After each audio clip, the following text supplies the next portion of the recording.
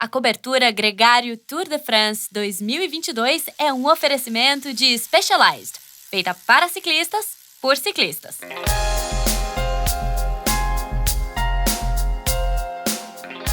Olá, você está ouvindo o episódio 109 da Gregário Cycling. Eu sou o Leandro Bittar e nesse podcast nós iniciamos a nossa cobertura do Tour de France 2022. A prova que começa na próxima sexta-feira, dia 1º de julho, muda muito o nosso dia a dia. A gente vai ter uma produção de conteúdo para acompanhar essa que é a principal prova do ciclismo mundial. Todos os dias, um boletim diário gravado ao vivo, um oferecimento da Specialized. A gente vai ter também o Momento Z2, onde você vai nos ajudar a eleger os destaques de cada etapa. O Strava criou uma página especial de cobertura para o Tour e é de lá que o Nicolas Sessler vai trazer informações quentinhas dos principais nomes do pelotão. A gente está tão empolgado para esse Tour como se fosse a nossa primeira vez. E essa foi a nossa inspiração para o episódio que você escuta agora. As primeiras lembranças do Tour de France para dois convidados muito legais. O apresentador da ESPN, Bruno Vicari, que conta suas aventuras para se tornar o primeiro jornalista brasileiro credenciado no Tour. E o treinador Rodrigo Tadei, que conheceu a prova nos tempos de Miguel Indurain e voltou para lá inúmeras vezes para pedalar e também para acompanhar os seus clientes da Special Trip, que puderam assistir o Tour e também disputar o L'Étape francês. Embarque conosco! O episódio e o Tour de France começam agora na Gregário Cycling.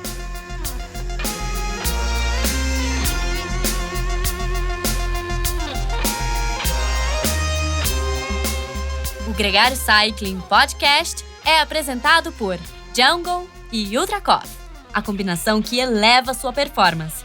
Plant Power, perform your best. Ciclovia do Rio Pinheiros, a ciclovia que revoluciona o jeito de pedalar em São Paulo.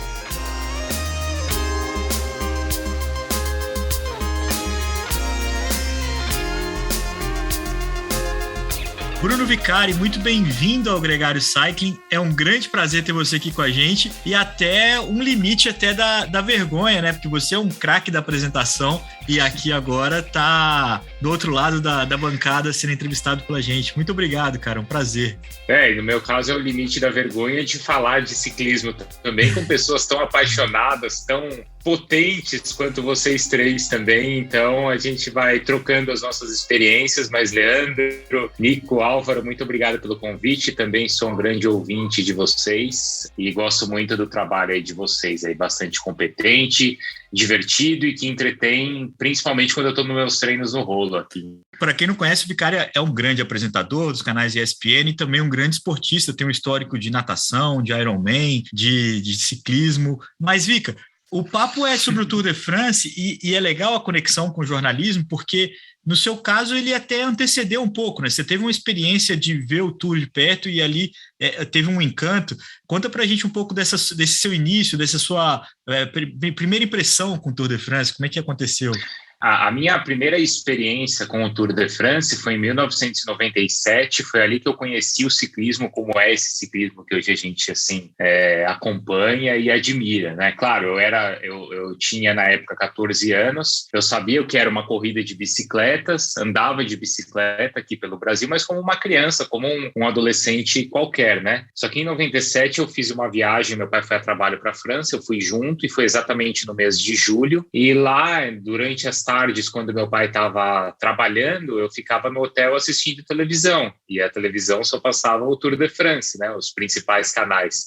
Então ali eu comecei a descobrir o que era o Tour. Como eu falei, eu sabia que era uma corrida de bicicletas, eu já tinha visto aqui na USP mesmo, né, já tinha ouvido falar da 9 de julho, já tinha lido, mas eu não tinha noção do que era, assim, do que eram as etapas todas, e as altimetrias, e aquelas paisagens, e as cores do pelotão, realmente. Isso eu fui descobrir assistindo ali todas as tardes a TV, e aí que eu comecei a perceber, nossa, mas amanhã eles voltam, mas tem uma etapa aqui que é de montanha, e tinha uns caras muito carismáticos no pelotão, né? Foi o Tour do Jan Ullrich, mas tinha o Mario Cipollini, tinha outras figuras que os franceses adoravam, tipo Jalabert. Então ali eu fui descobrindo assim exatamente o que era o esporte, né? Isso em 97, aí comecei a me encantar, comecei a entender, fui descobrindo as outras provas, as outras grandes voltas, e aí foi uma sequência, né? Em 98 eu já me encantei com o Marco Pantani, e a partir dali começou a era Armstrong, que, assim, acho que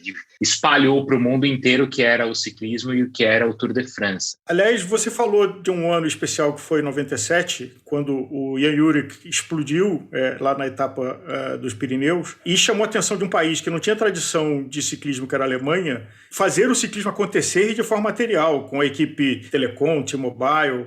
Como é que você, como jornalista, viu o efeito do ciclismo, e até como jornalista da Disney e ESPN, viu o efeito do ciclismo que a gente vem crescendo, ganhando atenção e audiência? É interessante porque ele vai se espalhando aos poucos, né, nessas décadas assim que eu acompanho, ele vai se espalhando pelo mundo, né? Então antes era uma coisa muito restrita aos europeus, e não nem tanto aos europeus, mas aos belgas, aos franceses, aos italianos, aos espanhóis, né? E de repente começa a chegar ali no Reino Unido com esse trabalho de base que os caras tinham na pista, e aí aparecem os caras da Austrália e do Novo Mundo, aí agora, claro, os sul-americanos também cada vez com mais participação, e agora até os africanos, né? Então é uma coisa que está se espalhando e ganhando todo mundo. Então acho que isso só mostra o crescimento do esporte. Não é algo restrito, mas é uma coisa que se espalhou também. Aí eu estou falando de um período em que coincide também com TV a cabo, com internet para a gente. Quando eu falo que eu fui para lá em 97, a gente não tinha essas imagens que a gente tem aqui. Por isso que eu fiquei encantado lá, né? Aliás, nessa época, para assistir, você tinha um serviço americano que gravava uns VHS, depois uns DVDs. Você tinha que dar um jeito de comprar e fazer uma maratonada com 2 meses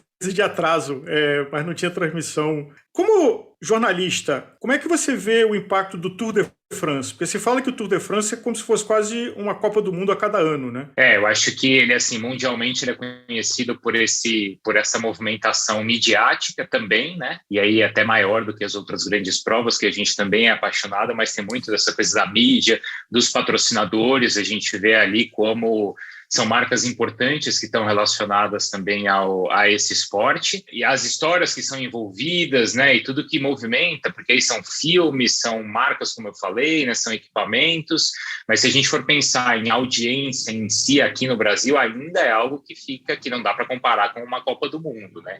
Então ainda é algo específico, mas que aqui no Brasil chama a atenção, principalmente pelas marcas, pela movimentação financeira que ele gera, pelas paisagens, e os próprios franceses trabalham com isso, né? Fazem do Tour, como os italianos fazem com o Giro também, assim, um cartão de visitas do país, né? Então não é só uma experiência esportiva, é uma experiência cultural. Bom, você foi o primeiro jornalista brasileiro a cobrir o Tour in loco, com credencial e lá direto da França, né? Como foi essa oportunidade? Como surgiu?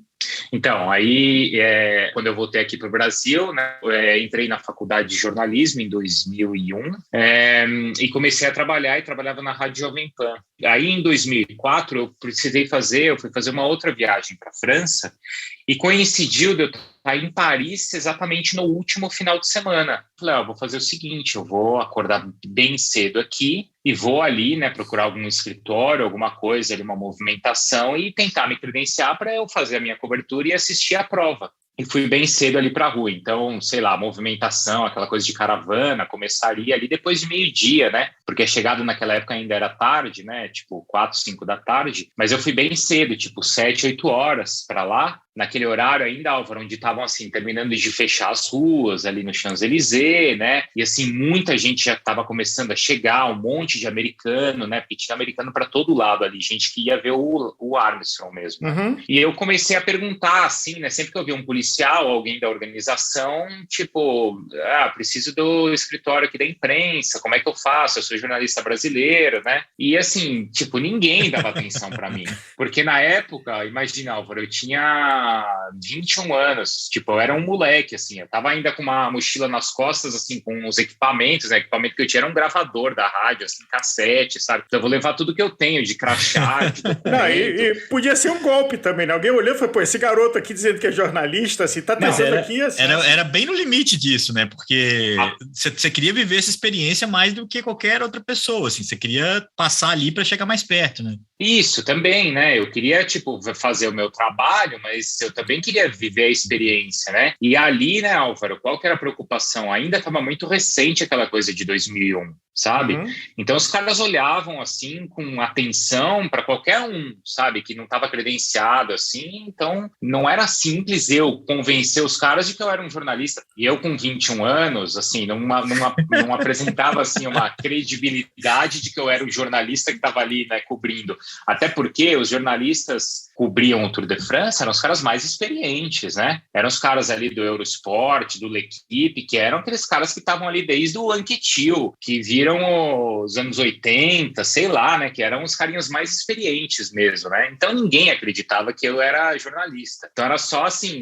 sai daqui, não sei o quê. Comecei até a cansar, assim, cara, não vai dar meio que pra mim isso daí, né? Aí eu vi que tinha um cara, assim, era uma das minhas últimas tentativas, eu vi um cara da organização e era um cara muito jovem. Então, assim, cara, esse cara é um que talvez possa né? Talvez ele pode entender meu lado e pelo menos me dar atenção, né? Eu falei, cara, minha última tentativa, foi quase isso, né? E eu fui lá, falei com ele, eu fui também, assim, bem ensaiado, assim, em francês mesmo, né? Para me apresentar, pelo menos, para pedir alguma coisa, porque senão os caras não dariam atenção menos, para pelo menos ser simpático, né? E o cara, parou para me ouvir e falou, pô, que legal, né? Você é brasileira, mas você tá aqui onde você trabalha? Começou a me perguntar e eu comecei a explicar. E o cara, pô, mas você é novo? Sou novo, tô começando ainda, mas para mim é importante, justamente por isso, né, que eu preciso, fazer isso, né, para ganhar ponto também ali na minha emissora. E o que era verdade também, né? Aí ele falou assim, dá para fazer o credenciamento, só que é na rua tal, falou assim. Eu falei, mas é perto, é longe? Ele falou assim, você tá vendo o arco lá do outro lado, né? Dá para ver o arco do triunfo. Assim, ele falou, então, essa distância daqui para lá é de lá para frente, é para lá a distância, né? Eu falei, cara, não vou conseguir chegar lá, né? Aí ele falou assim para mim, ele falou, não, mas se você tentar pegar o metrô aqui e tal, se ele desce aqui, eu falei, cara, tá muito longe, né? Já daqui a pouco, né, movimentação, ele falou, realmente você não vai chegar. Aí ele ligou lá, né, tentou falar com a pessoa lá, dá para credenciar, eu tô aqui com um jornalista, cara, brasileiro. Aí lá no escritório os caras falam assim, cara, como assim um jornalista brasileiro? Nunca teve um jornalista brasileiro. Isso existe? Existe jornal no Brasil? E o mais engraçado, sabe o que é? Esse dia de 2004, não sei se vocês lembram, mas foi o dia da final Brasil e Argentina da Copa América, aquela do Adriano Imperador lá, que o Brasil vira nos acréscimos, sabe? Então eu lembro que o cara falou assim pra mim, cara, mas a seleção brasileira vai jogar a final da Copa América, não é aqui que você tem que estar, você tem que estar no outro lugar.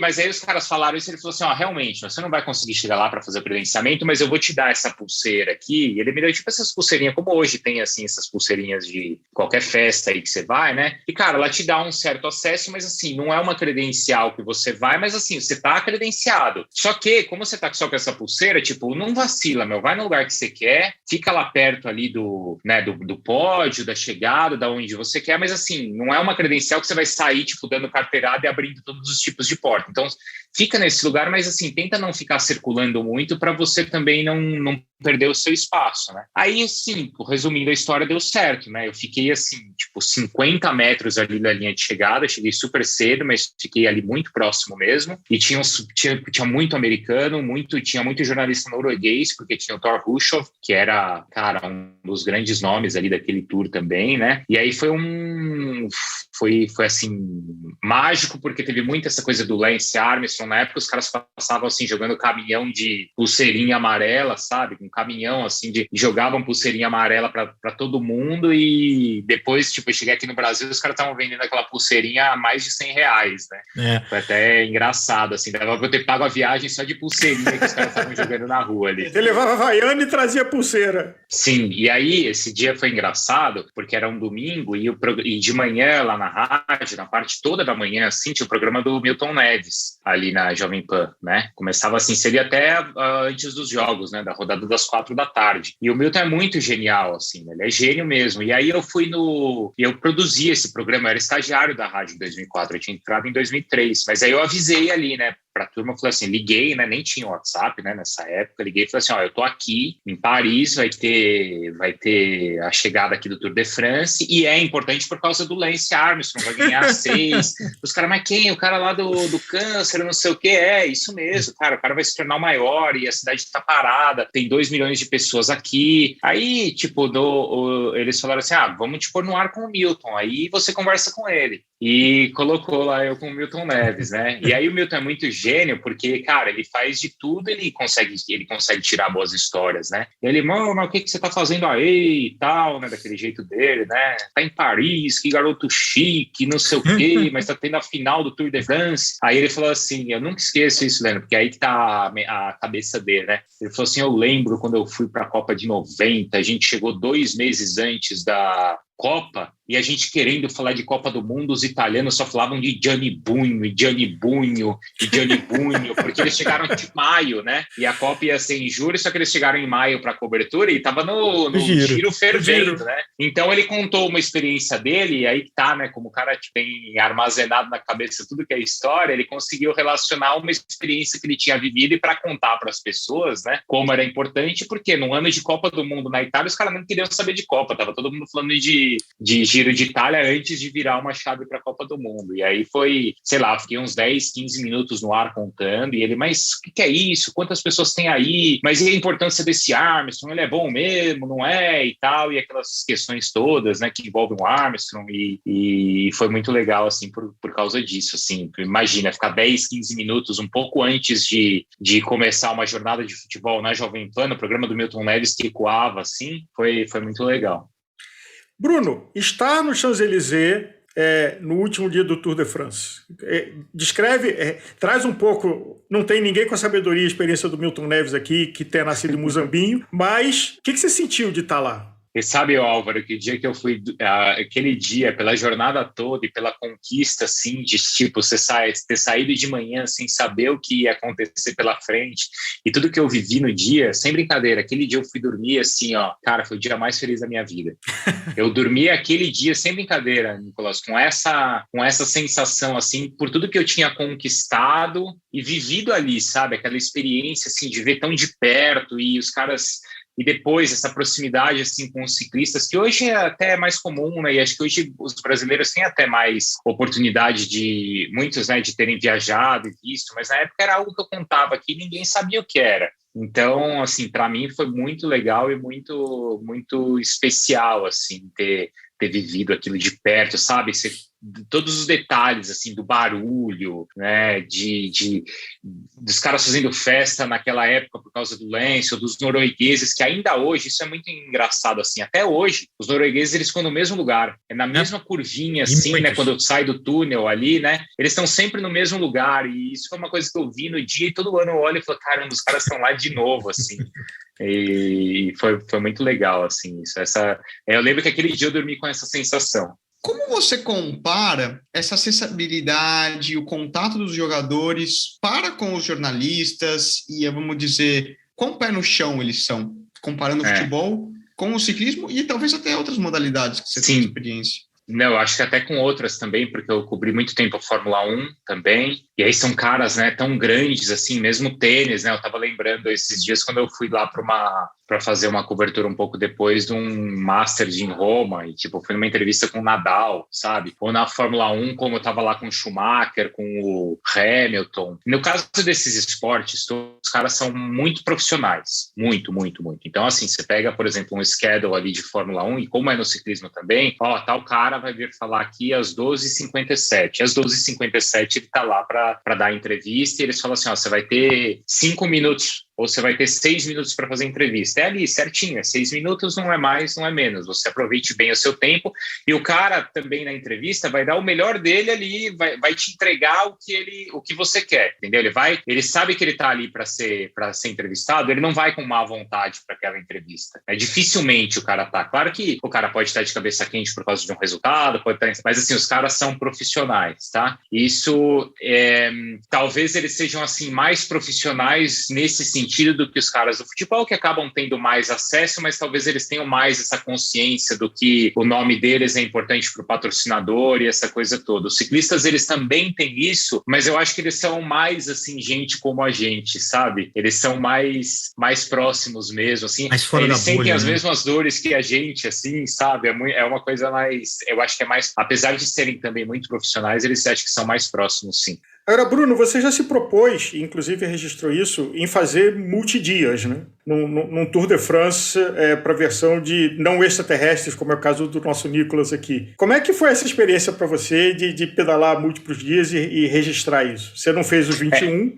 mas você fez um percurso respeitável. Sim. A gente estava na época com uma série na ESPN, onde um dos nossos editores, um grande jornalista, que é o Marcelo Gomes, ele levava repórteres, apresentadores ali para viverem algumas experiências assim no esporte, né? Então, por exemplo, levou lá uma repórter, a Gabriela Moreira, para ser jogadora por um dia. Então, ela treinou uma semana com o time, não lembro qual time que foi, se foi do Juventus, e aí ela jogou um jogo. O Leonardo Bertozzi sonhava ser goleiro, aí ele ficou 2 semanas treinando como um goleiro e foi jogar um jogo na base do Corinthians como goleiro do time. O Mendel Bidlovski foi ser árbitro, sabe? Então, ela, assim, vivia a experiência, né? E tinha uma história final. E aí, um outro jornalista lá, o Paulo Cobos, chegou e falou assim, a gente quer fazer com você, e como a gente está chegando no Tour de France, a gente quer, cara, apresentar o Tour de France para as pessoas que não conhecem, mas assim, tentar mostrar como é difícil. São 21 dias e a gente não tem muita noção do que é 21 dias. Como é que a gente pode fazer isso? Aí eu falei para ele exatamente isso, ó.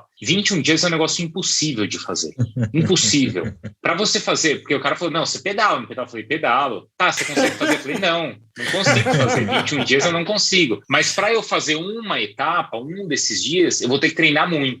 Aí eu consigo fazer. Se eu treinar muito, eu consigo fazer um dia, né? Porque eu já sabia que eu conseguiria, né, fazer um dia. Ele falou, não, então, tipo, vamos tentar fazer, né? E aí a ideia inicial era meio que apresentar, ó, assim funciona o pelotão, assim, essa é a função, essa é a camisa amarela, tal. Uma coisa bem básica, né? Mas aí a gente meio que desenhar em algum lugar aqui no Brasil, ou em Campos do Jordão, ou em Romeiros, ou em algum lugar, uma etapa do Tour de France, né? E aí eu entrei em contato com o pessoal do Letap, que eu conheço, né, aqui do Brasil. Falei assim, pô, vocês me ajudam a envelopar isso, a empacotar, né? Tipo Tour de France para aparecer na ESPN. Aí o pessoal lá falou assim, cara, a gente ajuda, mas assim, já que vamos fazer o negócio, por que a gente não faz lá? Faz a etapa do Letap de lá, né? E você pega uma etapa difícil, na época era uma etapa super complicada, porque era uma etapa não era uma etapa tão longa, era 130 quilômetros, só que tinha uma altimetria acumulada muito longa, de 4.500, mais ou menos, né?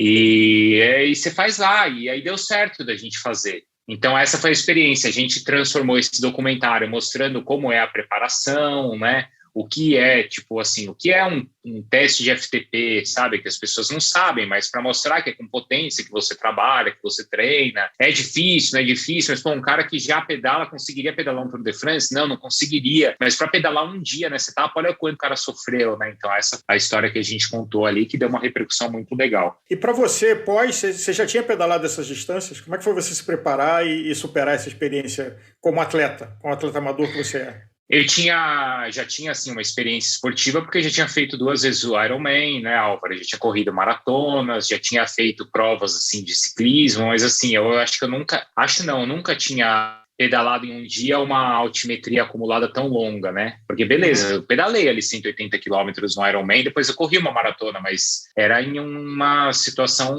diferente do que subir 4.500 metros num dia, né? Então, assim, para mim, eu precisei treinar muito, e eu lembro, e é o que eu conto no documentário, que mais me surpreendeu em dificuldade foram as descidas, porque a gente não está acostumado a ficar tanto tempo descendo, né, fazendo força, sabe, Nicolas? Segurando, assim, né? Então, aquilo é uma coisa que não se treina aqui, né? Dói o punho, né? Dói a mão de frear. As costas, né? Tipo, lombar, essas coisas todas, né? Para mim, essa foi uma experiência ali diferente, né? E que para mim, naquele momento, foi difícil também por causa disso, além, claro, das subidas, né? Porque aqui, beleza, eu ia treinar lá, ou você vai fazer uma serra aqui em Campos do Jordão, você sobe 10, 12 quilômetros. Cara, lá a subida do Val Thorens, que foi a que a gente fez, a última, tinha 35 quilômetros quase, subindo, né? Então era tipo 3 vezes mais, né? Só uma das subidas, e eram 3 subidas. Você fez um letap que os profissionais não fizeram, né? Foi um letap que cancelou. Exato. E no dia ali teve a chuva, né? Choveu muito o dia antes, a estrada foi interditada, por isso eles precisaram cortar. Isso foi no Tour de 2019. E o Pro Tour tem essa coisa mágica dessas distâncias, que é difícil você explicar para alguém que nunca fez uma subida ou uma descida, que às vezes é até mais difícil, de mais de 20 quilômetros, o que é você subir 20, 30, 40 quilômetros e descer 20, 30, 40 quilômetros. Você passar meia hora andando a 50, 60 por hora, 1 hora andando 50, 60 por hora, e no limite de ter um acidente, que você não pode desconcentrar, uma tomada de curva, algum susto. Não dá para descrever sem ir lá, né? A gente, quando faz, né, você pensa assim, vou entregar, a gente vê aquelas imagens, né, do Tour de France, né, os caras descendo, os caras subindo e tal, e close, né, só que aí você meio que esquece que os caras são com 3 helicópteros, com um monte de carro, com não sei quantas motos, então os caras vão pegando tudo que é imagem. No meu caso ali, cara, eu tava com um cinegrafista. Então, eu lembro que logo depois da primeira grande descida, subiu uma montanhona lá, o Rosland, e depois teve uma descidona. Quando eu cheguei lá embaixo, tipo, o carro que tava com a gente, assim, filmando, veio atrás correndo e falou assim, cara, esquece, porque eu não filmei nada. Você saiu descendo tudo, você desceu e a gente não pegou uma imagem de você descendo. A gente tá nesse visual todo aqui, não tem uma imagem de você descendo. Sobe então, de meu volta. amigo, sobe de volta. Vou nem pensar. Aí como é que era? Tudo bem, eu não subi pedalando, né? Mas eu entrei no carro, os caras me levaram lá pra cima. Aí era assim, tipo, imagina, eu descia de bicicleta, fazia uma curvinha, tinha que parar pro carro me passar, entendeu? O carro me passava, ficava me esperando pra me pegar de frente. Então, assim, eram 130 quilômetros, mas que eu tinha que entregar um documentário, certo? Eu não tava lá só passeando ou preocupado com a prova. Então, várias vezes durante o percurso, era assim, cara, para, porque a gente precisa te passar pra filmar. Ou o cinegrafista, cara, esse lugar, Bruno, eu sei que você vai ficar bravo, mas tá espetacular, volta e só faz de novo, tal. Isso foram várias vezes, entendeu? Nossa, você queria matar os caras, não é possível. Demorou tipo 9 horas, assim, para fazer aquele dia, assim, demorou 9 horas, pelo menos escurecia. E outra, né, como escurecia à tarde, tipo 9 da noite, eu perdi totalmente a noção do tempo que eu tava pedalando, né? Então, sei lá, a gente começou tipo 9 da manhã, 8 da manhã, e terminamos 9 da noite. Nisso a gente teve a experiência de fazer um projeto de bicicletas assistidas, que o Nicolas não estava de bicicleta assistida, e viveu com a gente de 7 horas da manhã a 7 horas da noite para produzir uma peça de 3 minutos. E tínhamos 2 câmeras, mas não tinha uma logística de Tour de France. E ele, no final, falou assim, olha, eu vou continuar como ciclista profissional, porque esse negócio de participar de filmagem é muito gelada. Cansou demais. Mas assim, quem assistia ao documentário, se colocar aí no Google, no YouTube, Tour de Bruno, vai ver a imagem tipo padrão Tour de France, assim, né? Só que o ciclista teve que ficar indo e voltando para pegar as imagens, assim, legais. Isso não aparece na TV, né? Essa parte ninguém vê. Não, isso não aparece.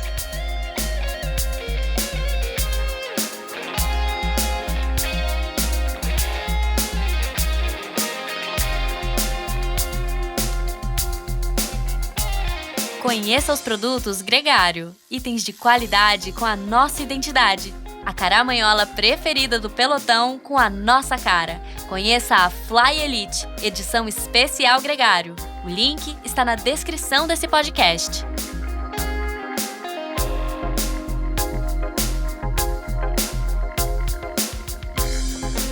Esse papo com o Bruno Vicari é daqueles que a gente acha que poderia durar muito, muito mais tempo. Mas agora a gente segue para um outro papo muito legal com o experiente treinador e ciclista Rodrigo Tadei.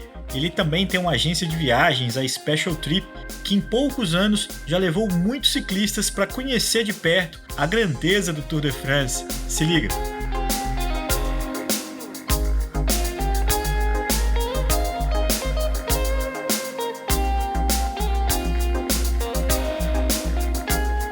Rodrigo Tadei, muito bem-vindo ao Gregário Cycling. É uma grande honra ter você aqui com a gente. Obrigado vocês, eu que agradeço a oportunidade. A gente fala de um assunto tão prazeroso com vocês e vamos em frente. Eu espero poder agregar um pouquinho. Rodrigo, você completa a esquadra Special Trip, porque o Herbert já esteve aqui com a gente, o Fábio já esteve aqui com a gente. A sua falta estava sendo sentida e a gente resolve esse problema hoje com esse programa. Legal, espero que complete então aí com um pouco de informação a mais. Não tenho a menor dúvida sobre isso, Rodrigo.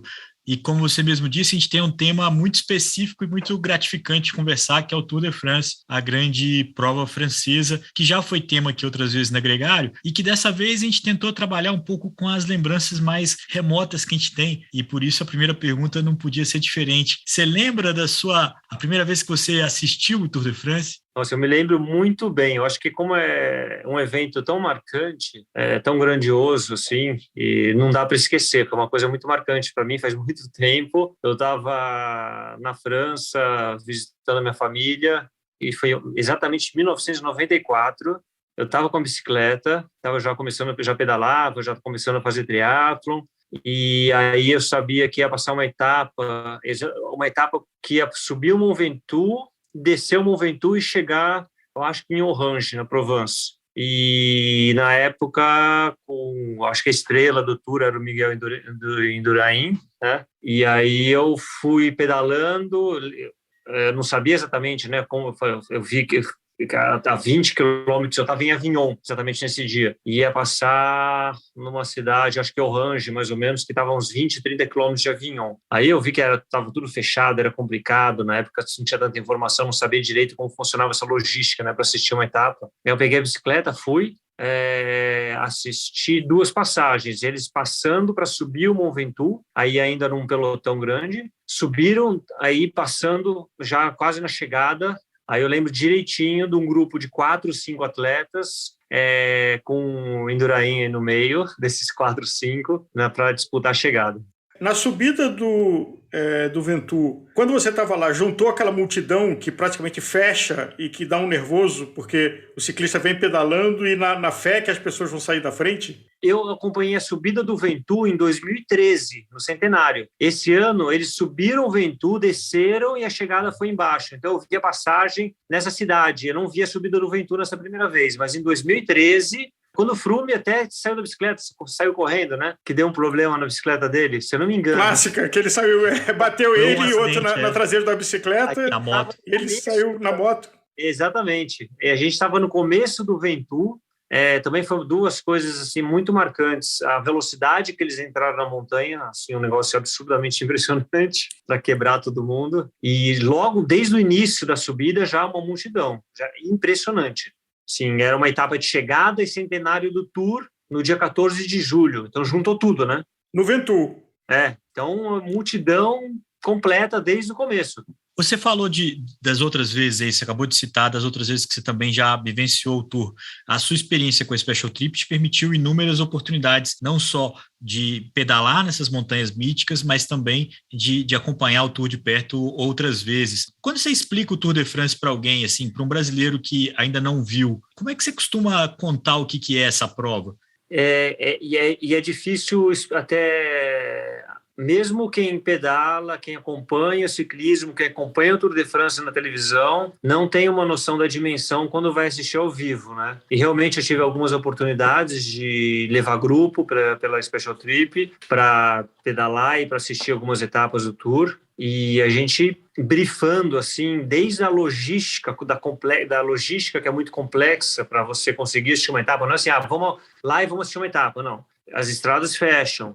As estradas depois, mesmo a subida, fecha para ciclista, para subir a pé, tem um horário limite, que é muito, muito antes do Tour se passar. Então, assim, as pessoas já não entendem direito como pode ser tão complexo e tão difícil organizar para assistir uma etapa de uma maneira agradável, dizer assim, em termos de chegar num lugar legal, num horário bom, ter uma comida, ter alguma coisa. Então, começa antes de passar. Aí tem outra surpresa, que é uma coisa que a gente não dá para acompanhar na televisão, que é o tamanho da caravana. E o quanto tempo a caravana passa antes de passar os primeiros atletas ou pelotão.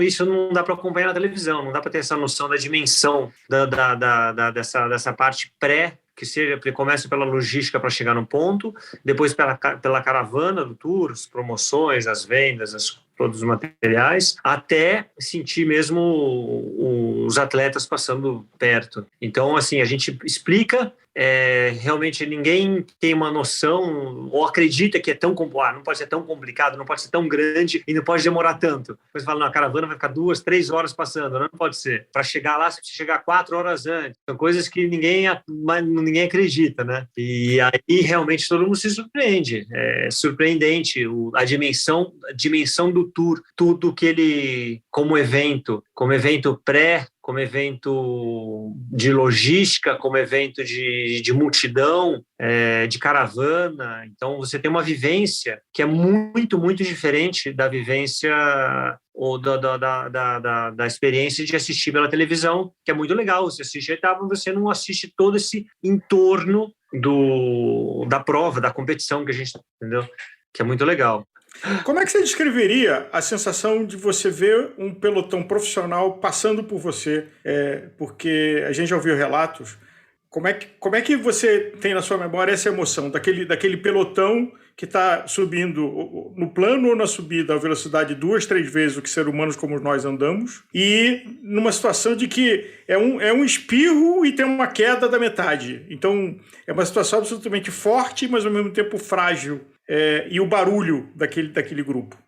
Primeiro que a velocidade é realmente uma coisa espantosa, né? E é outra dimensão, você não tem o feeling, você não dá para ter a percepção quando vai vendo pela televisão ou quando passa um pelotão a 5, 10 metros de você, da velocidade. Então, é uma coisa assim, para a pessoa entender aqui que é uma bicicleta andando a 70 km por hora, um pelotão andando a 70 km por hora, realmente é uma coisa espantosa, surpreendente. Realmente, a primeira vez que eu vi,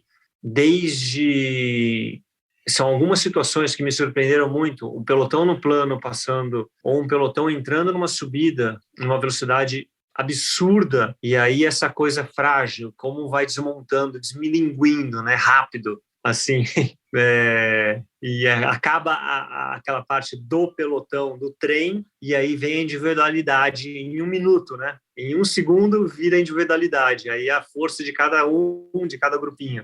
É muito legal, quando você vê isso pessoalmente, rápido, é uma percepção, uma percepção do ciclismo diferente, né? Você entende melhor o que é o ciclismo, o que é um pelotão, o que é uma subida, que aí vem a individualidade. Então, você vê que realmente o quão forte e, ao mesmo tempo, quão frágil como o Álvaro citou.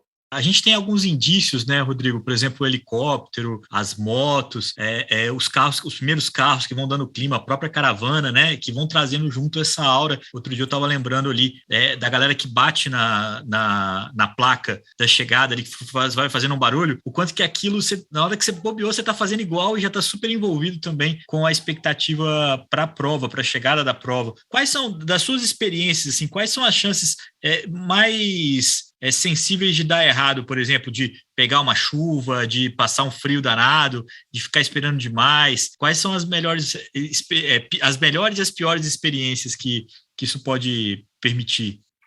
Eu acho que a etapa de montanha, apesar de, com certeza, bem planejada, sem dúvida a melhor situação para a gente ter essa vivência, essa experiência do evento como um todo. O evento que é a caravana, os helicópteros, os atletas, essa passagem nesse ritmo diferente, nesse ritmo mais lento, numa subida que você sente um pouco a competitividade, você consegue ter um time bom, né, de velocidade para o atleta passar, você vê o atleta, vê o esforço do atleta, vê a competição, ao mesmo tempo que de longe a melhor situação, pode ser um mico total.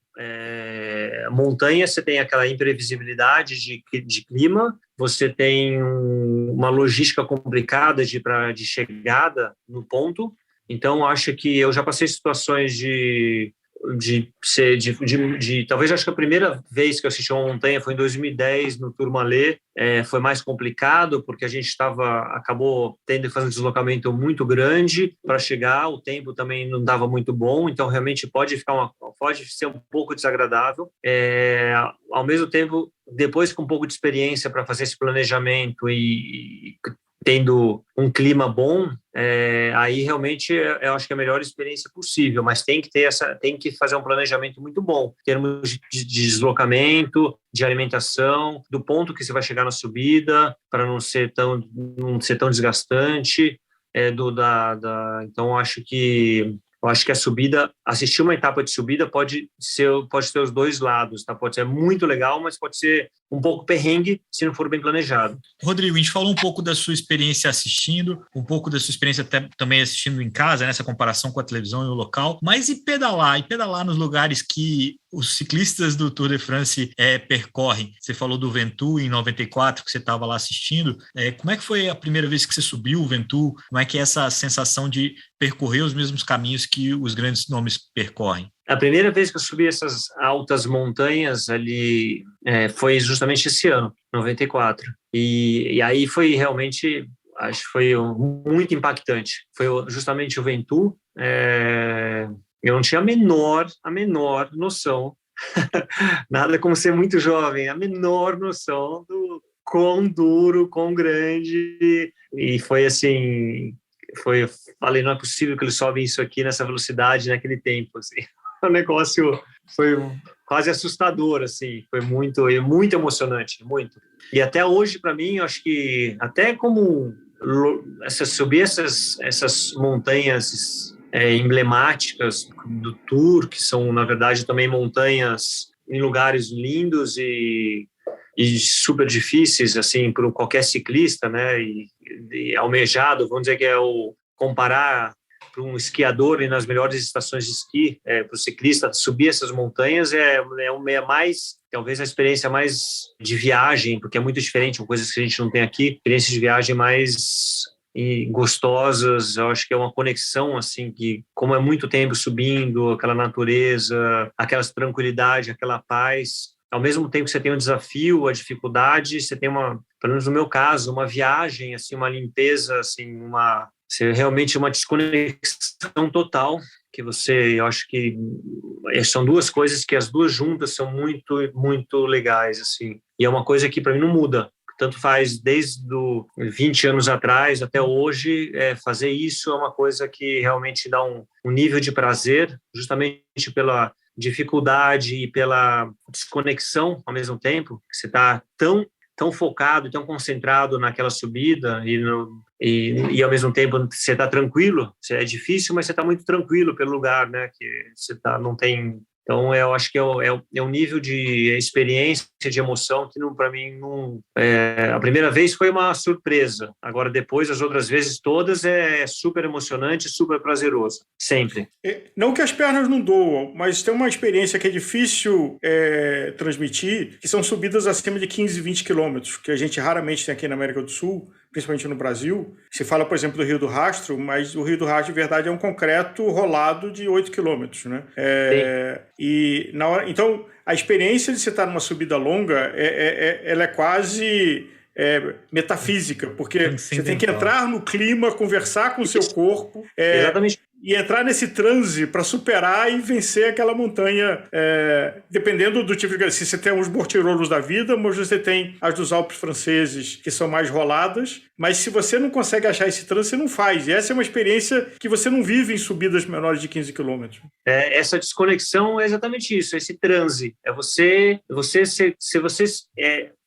Você casa ali com a montanha naquele momento e se desconecta do tempo, muda um pouco a tua percepção de tempo, de esforço, acha aquela respiração, você entra nesse transe e você passa horas subindo. É uma experiência para fazer esse número de horas mesmo, você tem que entrar nesse transe total. Que para mim, essa desconexão, que esse transe tem a ver com um lado com esforço físico, que se desafio, e com outro que você entra num estado mental de transe, que que ele te proporciona fazer essa montanha de uma maneira dolorida e prazerosa ao mesmo tempo, e factível. O transe, essa desconexão, esse transe, você consegue, e eu acho que é super importante, porque se for pensar a cada quilômetro, nossa, tá difícil, nossa, ainda só faltou 2, só foram 3, só foram 4, você vai parar, e vai ser uma tortura. Tem que entrar nessa desconexão, tem que entrar nesse transe, e aí vai mesmo. Aliás, uma subida que é dura por esse aspecto é o Stelvio, porque ele tem a contagem regressiva das curvas, e você faz aquele zigue-zague para cá, e olha para cima, e continua longe o pico. Então você roda para cá, roda para lá, roda para cá, roda para lá, olha para frente, parece que você não subiu nada. E ele se torna mais difícil, talvez, do que uma subida fechada, onde você simplesmente sabe que você tem 20 km pela frente e você engata no ritmo, né? Eu tive essa experiência no Tourmalet, quando eu fiz um L'Étape em 2010, até o primeiro que eu fiz. Aí também total inexperiência de uma prova dessa, com essa altimetria que eu nunca tinha feito acumulada, estava 5.000 alguma coisa. Chegou no final, faltavam 4 quilômetros, a gente dá para ver que era também os caracóis, e você via chegar ao topo, você fala, não é possível, porque não... é um negócio assim, realmente... Abaixa a cabeça e vai. Falando, é assustador, assim, porque tá tão perto e tão longe ao mesmo tempo. Se ficar com essa ansiedade da chegada, você já tá com um problema enorme, né? Não tem jeito. Engraçado. Porque demora. Pouco que fica muito longe. Então, você tem que limpar a mente nesse momento total. Tem que limpar, esquecer e não pensar em nada. Ô, Rodrigo, você acabou citando o que eu ia te perguntar, porque entre assistir e pedalar nas montanhas, existe o L'Étape, que reproduz uma etapa do Tour de France, e é um desafio que vocês vivenciam, não só aí as experiências sua pessoal, mas também profissional com a Special Trip, que vocês permitem que outras pessoas experimentem, vocês ajudam que outras pessoas experimentem essa experiência. Como é que você enxerga o L'Étape nesse contexto do Tour de France? Qual que é o lugar dele nessa sua história com a prova francesa? O L'Étape, eu acho que é outra experiência. É a experiência de como é difícil fazer o que eles fazem e qual absurdo o ritmo que eles conseguem andar. Eu, quando fiz a primeira vez, tanto que faltava, quando chegou no final do Tourmalet, eu não conseguia mais pedalar, porque você dosar o esforço para fazer tudo isso, né, é uma experiência completamente diferente. Aí você entende, dá para entender a dificuldade de um tour. Agora, isso me traz uma outra pergunta, Rodrigo. Você já vivenciou algumas cidades que ali cediam uma etapa do Tour e depois a etapa do L'Étape. E apesar do L'Étape ter 8, 10 mil, 15 mil participantes, as cidades são impactadas de formas diferentes. Eu queria que você contasse um pouco da sua impressão do que é uma etapa, uma cidade quando ela recebe o Tour e de quando ela recebe o L'Étape, porque eu acho que é bem diferente, né? As preocupações e o clima da cidade quando é outro, né? O L'Étape, você tem aquele impacto muito grande no turismo de maneira geral da cidade, por causa do volume, né? Falando aqui em 10, 15 mil atletas, realmente você tem um impacto econômico muito alto. No Tour, as cidades você tem, porque quando é montanha, você traz, além você for pensar todas as equipes, eles fecham numa cidade média, pequena, eles fecham, praticamente a grande parte dos hotéis. E aí o resto, você tem os ciclistas que vão acompanhar as etapas de montanha também. Então, eu acho que, em termos de impacto no turismo, acho que nem muda tanto. Agora, você tem a questão de segurança, assim, que eu já até conversei com um gerente de hotel, e responsabilidade e segurança com os atletas, que vai desde a alimentação, a compra dos alimentos, a segurança no próprio hotel. Então, a responsabilidade da cidade para dar tudo certo com a caravana, acho que é muito grande quando passa o tour. Os bloqueios também, né? Os bloqueios, tudo. Eu acho que ambos têm um impacto muito alto lá no turismo no momento. Talvez o L'Étape um pouco mais, até porque pega cidades em volta também, não só a cidade, pelo número de atletas acaba sendo bem maior. Mas no Tour você tem essa parte, essa responsabilidade. Para eles é muito sério. Eles levam muito a sério.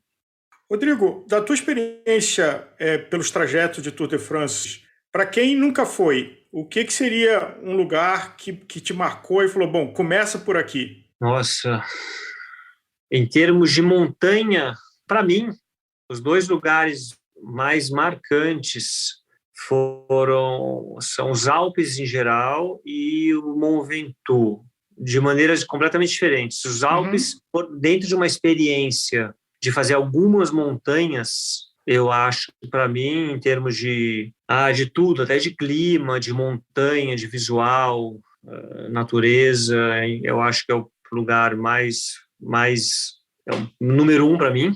E o Mont Ventoux, ele é uma situação muito particular. Se a pessoa for fazer uma experiência de um dia de montanha, você tem ali acho que um playground em volta do Mont Ventoux, na Provence, de pedal, e uma experiência absolutamente marcante e maravilhosa de se fazer um dia de subida, se for a proposta de fazer um dia de subida. Então, para fazer um dia de subida, o Mont Ventoux, e para fazer alguns dias de subida, os Alpes. Para mim, são as 2 experiências aí mais interessantes. Em termos de tudo, de clima, de hospedagem, de natureza, de montanha mesmo, de dificuldade. Então, são o que eu mais gosto.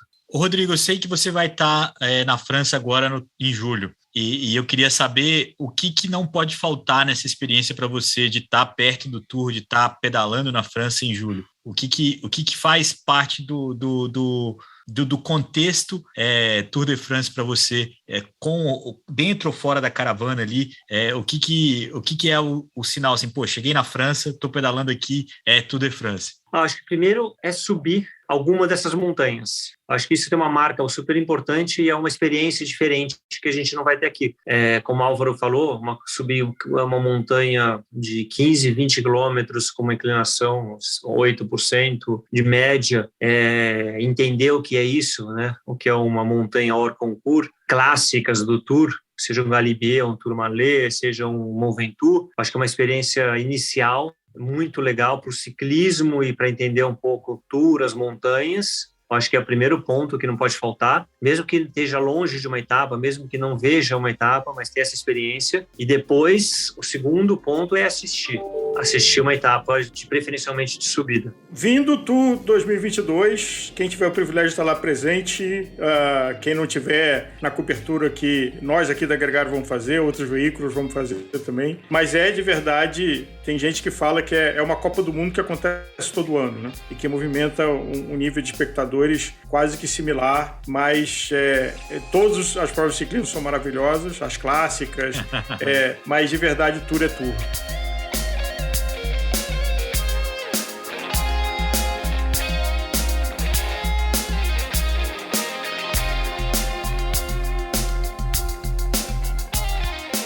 Com esse papo bacana com o Rodrigo Tadei, a gente encerra o nosso primeiro episódio, o nosso início de cobertura do Tour de France 2022, mas tem muita coisa legal por vir, tem programas ainda mais técnicos, mais específicos, a gente vai entrar no detalhe da competição, das etapas, dos ciclistas e muito mais que gira em torno do Tour de France, então fique ligado com a gente, acompanhe a Gregário nas mídias sociais e principalmente fique ligado no nosso canal no YouTube, é por lá que a gente vai transmitir ao vivo os nossos boletins diários, é sempre mais legal se você estiver interagindo conosco todo dia às 5 da tarde, uma gravação ao vivo com o melhor de cada etapa. Muito obrigado a você que chegou até aqui, um grande abraço e até a próxima!